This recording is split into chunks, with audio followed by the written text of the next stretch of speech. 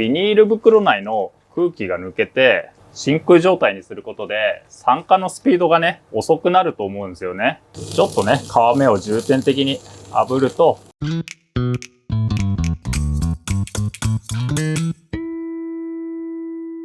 こちらですね、のどぐろ。型のいいね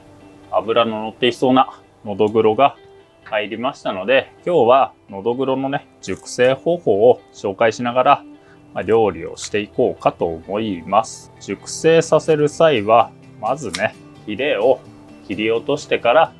冷たい環境でね保存していくと。これねヒレ付きのままさばいてしまうことって多々あるんですが、このねヒレっていうのはこういったね入り組んだ構造をしていて結構ね雑菌が溜まりやすいので、魚を寝かせる際は必ずねヒレを切り落としてから寝かせると。ヒレを切り落としましたら続いて鱗を落としていきます。下にこう身に負担がかかるような方向に力を入れるんではなくて、なるべくね魚の表面をなぞるような感じで、このね真横にこう動かすんではなくて、こう上下に動かしながらこうね優しく鱗を取っていくと。こうすることで身にね負担がかかりにくくなるので、熟成してもね臭みが出ない、身がね、腐ることなく熟成して味が出ていきますんで、優しくねこの鱗を取るようにしてくださいと。全体の鱗を落としましたら続いて頭を落として内臓をかいていきます。のどぐろというのはね口を開けた際に喉がねこの真っ黒な、黒い膜が喉についてるんですよね。なのでのどぐろと呼ばれますが、正式名称はね赤むつという名前ですかね。ここから頭を落としていくんですが、この際にね残った鱗もこんな感じで包丁でかき取りながら頭を落としていくと。ここに腹びれがありますので、この腹びれの骨からこういった角度でねまずは包丁を入れまして、続いてこの胸びれの付け根から頭を落としていくと。冬が旬だなんて言われるんですが、のどぐろの場合はね季節によってよりも産地だとかね個体によって結構ね冬ののどぐろでも全然脂が乗ってなくてスカスカののどぐろもいますので、だからね比較的産地だとか大きさだとか、その夏か冬かよりもその個体がねしっかり脂の乗った取った個体かどうかの方が重要だったりしますかね。なので夏場ののどぐろでもね脂の乗ってる個体はしっかり脂が乗ってますんで、その辺をね考えて仕入れると良いのかなと。頭を落としましたら続いてねこれ尻尾を落としまして、ここの血合いの部分に腹膜があるので、この腹膜に包丁を入れて水洗いをしていくと。このお腹にねこの黒い膜が、さよりなんかもそうなんですけれど、この黒い膜がね口を開いた時に喉までつながっているので喉が黒く見えるんでのどぐろと呼ばれていますかね。それではのどぐろ水洗いしていきます。ここから水洗いしていくんですが、水洗いのポイントはこのね腹の黒い膜をしっかり落とすことと、あとこのね血合いをしっかり落とすことと、軽く水を流しながらこんな感じで優しくねこの腹の黒い膜をまずは剥ぎ取ると。腹の膜を剥ぎ取りましたら、このね血合いの部分は歯ブラシか何かね、魚専用に1本用意しまして、このブラシでよーくね血合いをこすってお腹の中をきれいにすると。熟成させる際はなんですけれど、ヒレにね雑菌があるように結構ね血なんかも雑菌が湧きやすい部分なので、この血をねしっかり落とすというのが、一つしっかりと熟成させるポイントではありますかね。血合いを落としましたら続いてねこの部分、この血合いの一番奥の部分に水道水を当てて血を抜いていくと。腹の終わりから尻尾にかけてねこの位置に太い血管がありまして、この中に血が溜まっていますので、この血を抜いていくという意味で、ここにね強めに水を当てると。水のね当て方としては、このね水をちょっとこうきつめに絞るような感じで、このお腹の付け根に水を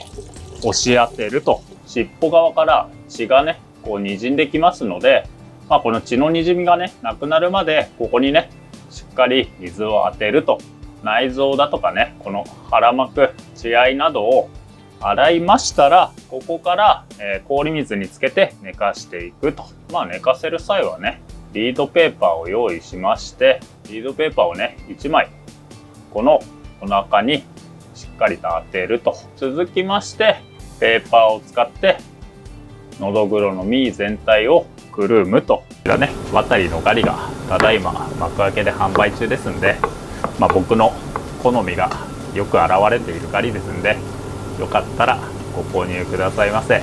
先ほどくるんだのどぐろをビニール袋に入れます。これをね、冷蔵庫に入れてもいいんですけれど、冷蔵庫っていうのはね、0度に設定しても開けたり閉めたりで、2度3度とね、温度が上がりますので、傷むのが早いため、氷水につけて熟成させていきます。少し大きめのタッパーに氷水を用意しまして、で、これね、まずはビニール袋の口を閉じないまま氷水の中に、こののどぐろの身を沈めていくと。こうするとね、このビニール袋内の空気が抜けて真空状態まではいかずとも、こんな感じでね、ペタッと袋の中の空気が抜けますので、しっかりとこの袋の中の空気を抜いた状態で、この袋の口を輪ゴムで留めます。魚を熟成させるポイントというのは、これ僕なりのね、理屈なんですけれど、このね、なるべく空気に当てずに真空状態にすることで、酸化のスピードがね、遅くなると思うんですよね。魚を酸化させずに、この魚の油だとかね、タンパク質を分解して油を身全体に回したり、タンパク質をアミノ酸に変えたりすることで魚が美味しくなると思っているので、空気を抜いた状態で0度に近い状態で魚を保存するというのがポイントですかね。ビニール袋の空気を抜きましたら、ここからね、どうしても魚が浮いてきてしまいますので、上からね、氷をかぶせて魚全体が氷水の中に沈むようにしまして、このまま魚を寝かせると。都合で1週間ほど寝かせたいなと思うんですけれど、このままの状態で1週間置いておくと、のどぐろからね、ドリップが出て、どうしてもね、匂いが出てしまいますので、このペーパーは最初のね、2日は1日に1回。で、その後はね、ドリップがだんだん減ってくるので、ドリップが減ってきたら、2日に1回程度ね、このペーパーを取り替えて、しっかり空気を抜いて、この状態で1週間ほど冷蔵庫で寝かせると。十分にのどぐろを寝かせましたら、あとはさばいて食べるだけと。寝かせるとね、こんな感じで水分がある程度抜けて、この表面の照りがなくなってくるというか、シュワシュワっとしてくるんですけれど、こうなってからがね、全体に油だとかこの身の甘みが出てきて美味しいので、この状態になってからね、のどぐろは食べると良いのではないかと思いますんで、おろし方は普通の3枚おろし、腹から包丁を入れて、続いて背中に包丁を入れると。背中をおろす際はね、この骨のなるべくキワキワを攻めたいんですけれど、その際にね、無理にね、骨を探ろうとして、下の方向に力が入りすぎると、のどぐろの骨ってね、細くて柔らかいので、簡単にね、下の身を削ってしまうので、無理にカタカタね、包丁を骨に当てて、音を鳴らそうとせずに、優しくね、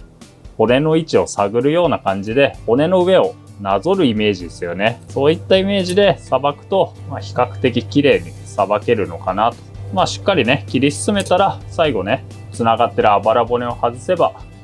身がおろせますんで、あまりカタカタ音鳴らさずとも結構綺麗におろせるかと思いますんで、参考にしていただければと思いますかね。頭を左に向けた際のこの下になる身。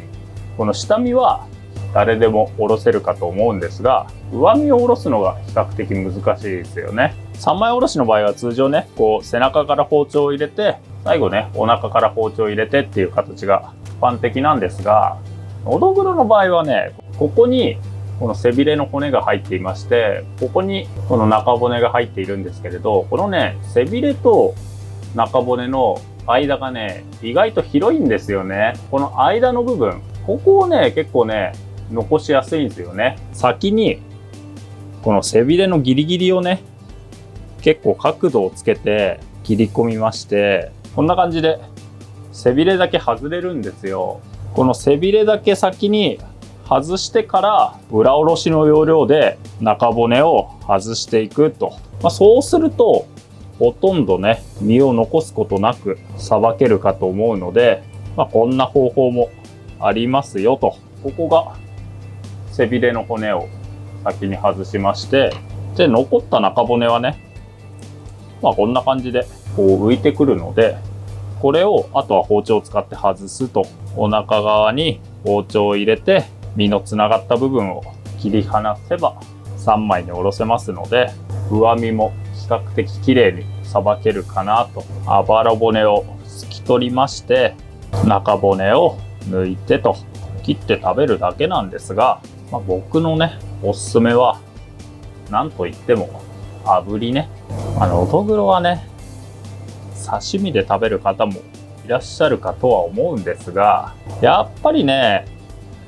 こういった脂の乗った魚はね火を入れた方が味が出て美味しいかなと思いますので、僕はねのどぐろの場合は